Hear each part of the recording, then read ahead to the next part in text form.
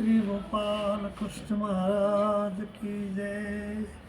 मायबाबा, 184 यवनी आहेत. तर प्रत्येक यवनीला परमेश्वरानं वेगवेगळी बुद्धिमत्ता, वेगवेगळा अधिकार दिलेला आहे. वाघाजवळ असा अधिकार आहे की तो जंगलाचा राजा आहे म्हणून मिरवतो, त्याला कोणीही परास्त करू शकत नाही वाघाला. आणि वाघ बघितला की सगळे लोक म्हणजे भितात त्याला. हा त्याला दिलेला एक म्हणजे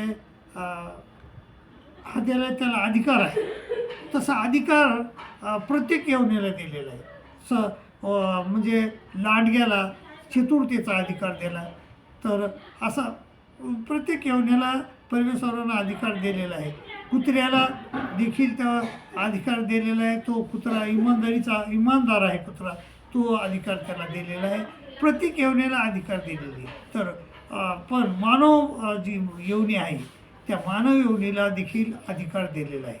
तर त्या मानव यवनीला परमेश्वरानं म्हणजे बुद्धी दिली, बुद्धी हा अधिकार दिलेला आहे. आणि स्वतंत्रता दिली, स्वतंत्रता एक अधिकार आहे. तर वाघ जरी एवढा मोठा असला, सिंह जरी एवढा मोठा असला ताकदीनं, पण तरीही त्याला स्वतंत्रता नाही, बुद्धी नाही, वाचा नाही. आणि त्यामुळं वाघाला कंट्रोलमध्ये माणूस करू शकतो बुद्धीच्या जोरावर. माणूस त्याला ठार मारू शकतो बुद्धीच्या जोरावर. तर आणि तो वाघ माणसाला ठार मारू शकतो त्याच्या बळाच्या जोरावर.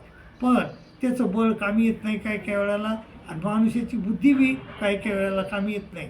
तर मग माणसाला देवानं परमेश्वरानं 3 अधिकार दिले, वाचा दिली, स्वातंत्र्य दिली आणि बुद्धी दिली. तर ही का दिली बरं?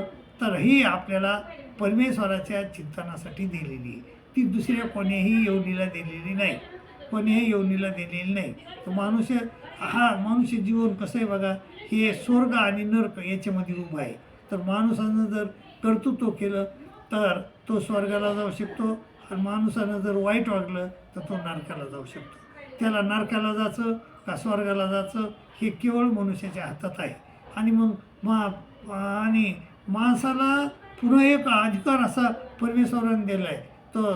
तो परमेश्वर प्राप्ती करून घेण्याचा, परमेश्वराचा आनंद फक्त ह्याच देहामध्ये आपल्याला मिळू शकतो. मनुष्य देहामध्येच आपण परमेश्वर प्राप्तीला जाऊ शकतो. आणि म्हणूनच संत त्यांच्या वाङ्मयामध्ये म्हणतात की या देहाची या साधने, हा जो देह आहे ह्या देहाची या साधने परमानंद पदवी घेणे एवढा अधिकार नारायणे कृपावलोकने दिला. म्हणजे आपल्याला एवढा अधिकार मोठा दिला आहे परमेश्वरानं की ह्या योनीमध्ये आल्यानंतर आपण ह्या सांसारिक दुःखातून सुटून प्रापंचिक दुःखातून सुटून परमेश्वर प्राप्तीला जाऊ शकतो. मायबाबा, तर त्या अधिकाराचा तुम्ही फायदा घ्या आणि आपलं भलं करून घ्या अशी मी तुम्हाला नम्र विनंती करतो. आणि इथंच थांबतो. दंडवत प्रणाम.